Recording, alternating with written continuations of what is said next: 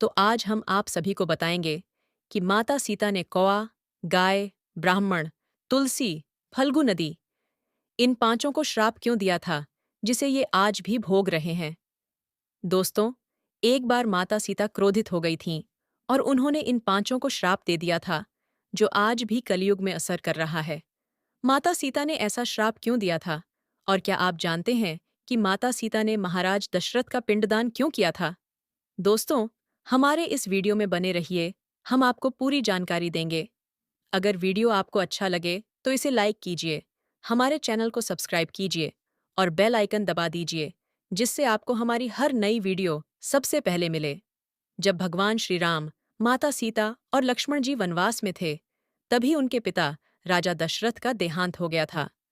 उस समय पितृपक्ष चल रहा था और पिंडदान करना आवश्यक था, जो किसी पवित्र नदी के किनारे किया जाता है। इसलिए भगवान श्री राम, माता सीता और लक्ष्मण फल्गु नदी की ओर जा रहे थे। जब वे फल्गु नदी पहुंचे तो श्री राम ने पंडित जी से पूजा की सामग्री के बारे में पूछा और फिर लक्ष्मण जी को पास के गांव से सामग्री लाने के लिए भेजा। काफी देर बीतने पर भी जब लक्ष्मण जी नहीं लौटे तो श्री राम स्वयं उनकी खोज में निकल गए। उधर पंडित जी लगातार शुभ मुहूर्त निकल जाने की बात कर रहे थे और माता सीता से पूजा शुरू करने का आग्रह कर रहे थे। समय बीतता जा रहा था और माता सीता की चिंता भी बढ़ रही थी। जब बहुत समय बीत गया और श्री राम और लक्ष्मण नहीं लौटे, तब माता सीता ने निर्णय लिया कि जो भी सामग्री उनके पास उपलब्ध है, उसी से वे स्वयं पूजा करेंगी। उन्होंने पंडित जी से कहा, आप पूजा आरंभ करें, शायद तब तक श्री राम और लक्ष्मण लौट आएं। अगर वे लौट कर नहीं आते तो मैं खुद ही पूजा समाप्त कर लूंगी।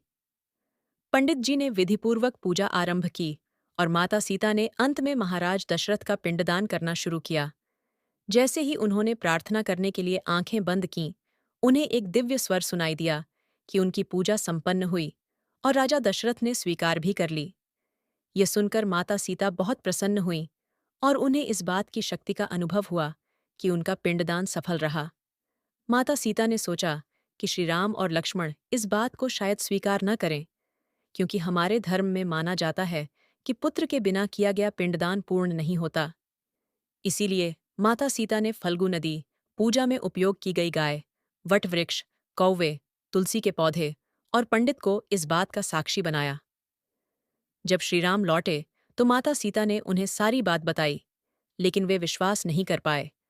तब माता सीता ने सभी साक्षियों से सत्य बताने का आग्रह किया, लेकिन श्रीराम के क्रोध को देखकर किसी में सत्य कहने की हिम्मत नहीं हुई। केवल वटवृक्ष ने सच्चाई बताई। इससे माता सीता बहुत दुखी और क्रोधित हुईं और उन्होंने सभी को श्राप दे दिया। फल्गु नदी को श्राप मिला कि वह केवल नाम की नदी रहेगी, उसमें कभी जल नहीं रहेगा। इसलिए आज भी वह नदी सूखी रहती है।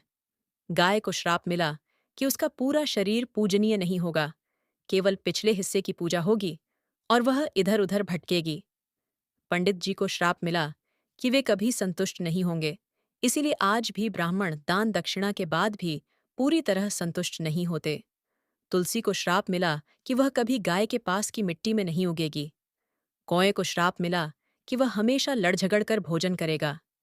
केवल वटवृक्ष को माता सीता ने आशीर्वाद दिया कि वह पिंडदान में आवश्यक रहेगा, उसकी आयु लंबी होगी और वह लोगों को छाया देता रहेगा।